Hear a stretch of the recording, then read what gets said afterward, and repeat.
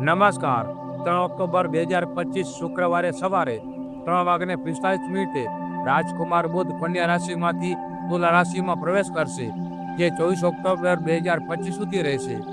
બુધનું રાશિ પરિવર્તન આ 7 રાશિઓના જીવનમાં લાવશે ખુશીઓનો માહોલ.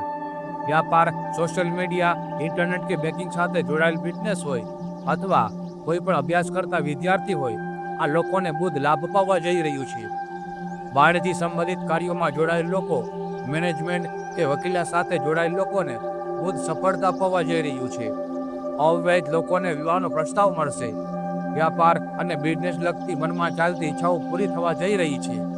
બુધના ગોચર દરમિયાન આવકના નવા અવસર મળશે. નવા કાર્યોની શરૂઆત કરી શકો છો, પરંતુ ભાગીદારી સાથે જોડાયેલ કાર્યોમાં સાવધાની જરૂરી છે.